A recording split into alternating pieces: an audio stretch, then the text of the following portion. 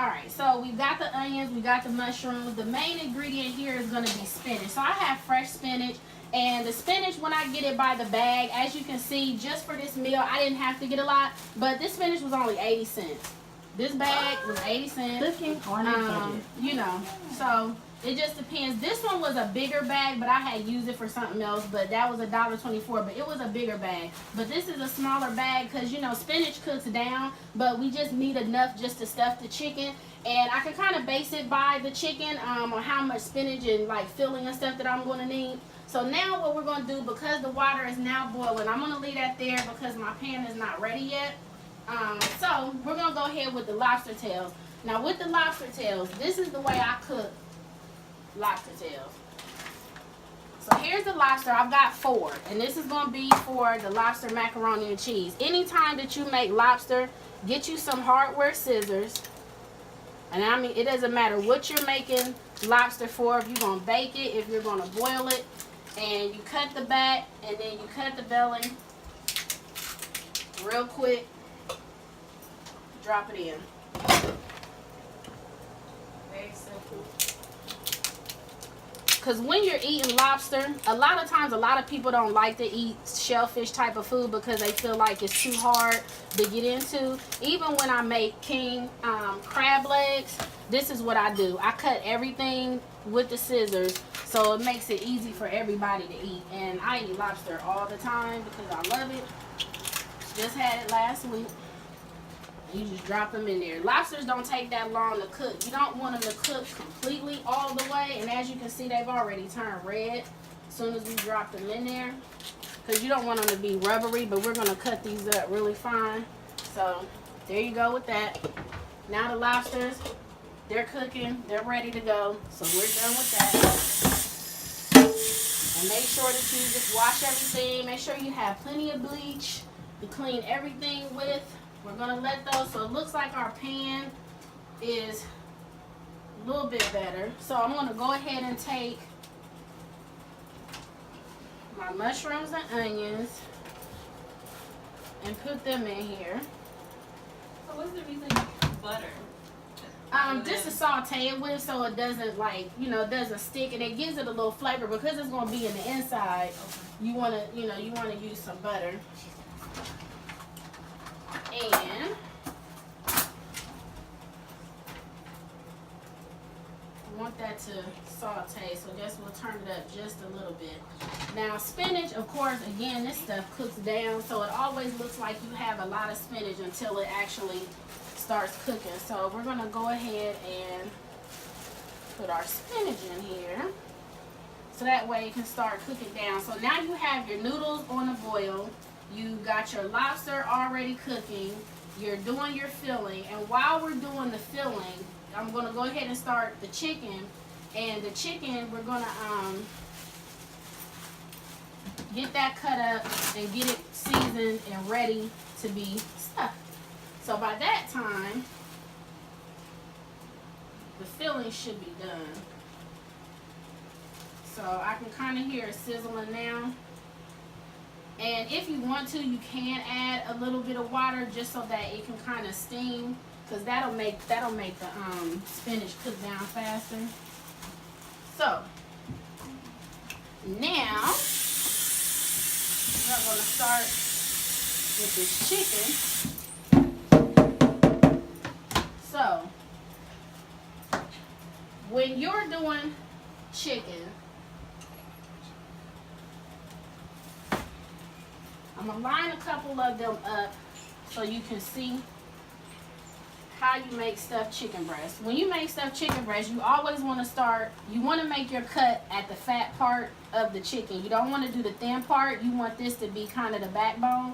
And you want to keep at least ½ an inch of meat. You don't want to cut it all the way over. So, about like that. Boom. And we're going to stuff that. So this is my thick side.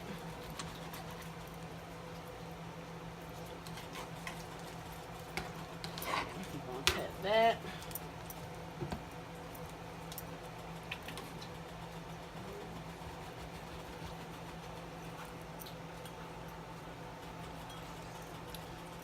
So you butterfly the chicken.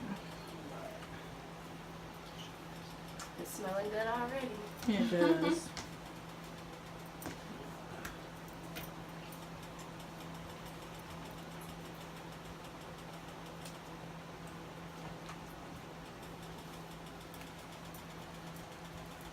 This one is a little awkward, but you know we're gonna work it out anyway. Can you tell us one of your favorite meals that you have cooked before? Oh my gosh. Well, the one that make me a lot of money before I went to we can talk about that one. Anybody from Columbus, Ohio knows I am the lasagna queen. Yeah, I'm the lasagna queen. I've made all different types of lasagna with all different types of meat, and I used to sell dinners. I used to sell food. I was a teacher at the time, but you know, during the off season when I wasn't teaching, that's what I did is I sold food. And all of the neighborhood barbershops and the nail shops, you know, my aunt owned a car wash on the same street that I lived on, and she had a meal truck on her car lot. So on her car wash lot. So the meal truck, I used to get my meat from her husband. And he used to go to this man who raised like lambs and chickens and all of that. So he would get me all different types of seasoned meat, and that's what I used to make my lasagnas with. So at that time, when there was it didn't matter if it was a graduation somebody was having, whatever anybody was doing, I was always selling food to everybody, and you know, catering, and you know, but the lasagna was the thing. Like that's what everybody wanted. And I used to turn my kitchen into a little mini restaurant, and I had barbecue, I had greens, green beans, just everything. And that's what I was doing in my spare time. So now all of my chicken is cut and ready to be seasoned. So we are going to go ahead and do that. That's important. The gloves when it comes to chicken. Oh yeah, we don't want to. Yes. So this is coming along pretty good. My lobsters are done. So the lobsters are done. We're going to remove these.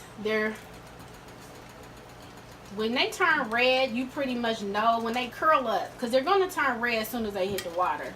But once they curl up, you pretty much know your lobsters are done. One thing about lobsters and crab, you don't have to cook them for a long time, because they'll just turn into rubber, and you can look and see how firm they are and see that they're done. Those are super pretty, and we are going to cut those up. So the lobsters are done. So we are going to dump out our water.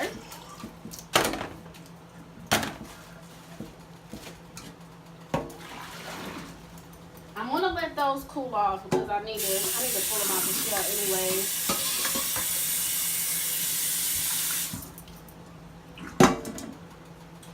Alright.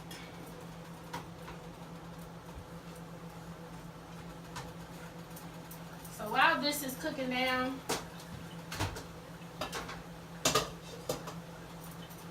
I'm going to go ahead and start with my seasoning. So here we go with the seasonings. This is what everybody asked me. So I'm going to try to work with you the best way I can when it comes to seasonings, because I just do what I do. Like I really don't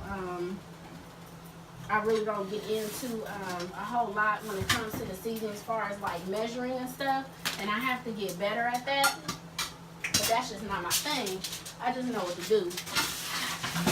So now I'm going to use, should we show exactly what you're using? yeah, Or? I'm using Goya. I am going to, I'm Yes, using everybody's some favorite. curry powder. Curry powder. And I use real Jamaican curry powder. My daughter is half Jamaican, and I don't buy generic curry powder like, I don't know. So, real curry powder. She said she knows when it's fake. You don't know nothing, girl. You know it's good. As long as I make it, it's going to come out the bomb. That's all that matters. And that was some parsley flakes This is ginger. I love ginger. I put ginger on everything. I don't care what it is I'm making. Ginger is very healthy. Everything. The seasonings look real pretty. They do for right now. Oh, and what I'm doing right now is I'm adding some fresh garlic. I almost forgot about this. This is my main ingredient. So I'm going to use, what, a half a teaspoon. Put that garlic in there. Just like that. And a little bit more. Because I need that. You need garlic. I love garlic. I don't know about anybody else. But not only does it make everything just taste good, but the smell when you're doing cooking fresh garlic. So when it comes to the garlic, that is in a jar, but it is 100% garlic, and it's just in garlic water. So I like, you know, the whole garlic and cutting it up and all that, but again, just like onions, it's super strong. So I would rather buy it already cut for me, and instead of me like cutting it up myself. So if you're a person like myself who's not good with chopping up garlic, it's just, you know, you can go ahead and do that. So that's what that is right there. So now what I want to do, I'm going to flip these guys over so we can season the other sides. And my pan, I'm using foil because we don't want to clean up a whole lot. We don't want to do a whole lot of dishes. So we're going to use foil. The pan that I'm using is a really good non-stick pan. But we're using foil today. So you want to season both sides. Now, as far as the seasonings go, you could probably use a teaspoon of everything, or a teaspoon and a half a teaspoon of everything. That'll probably do you justice. But again, oh shoot, I don't. So okay, name off those seasonings again in case they want to. Ginger, paprika, Goya, curry, some paisley. Paisley is, it gives a flavor, but it just makes it look pretty. I also have some fresh rosemary. I love rosemary. I put it on all of my meat. So once I get it done, you're going to see me take some fresh rosemary, kind of peel it down and lay it over the top. Rosemary gives food, it gives it the bomb flavor.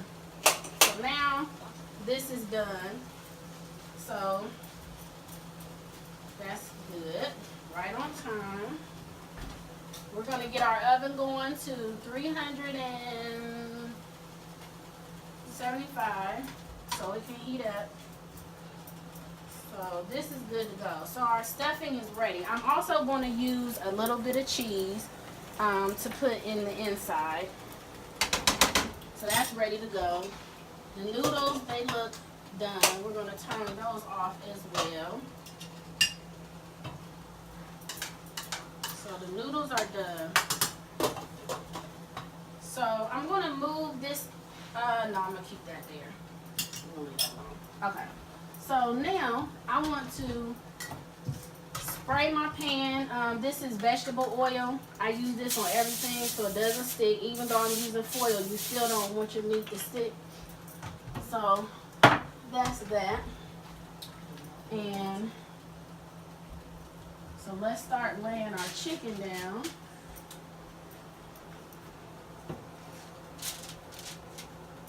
And I gotta figure out where I cut them at.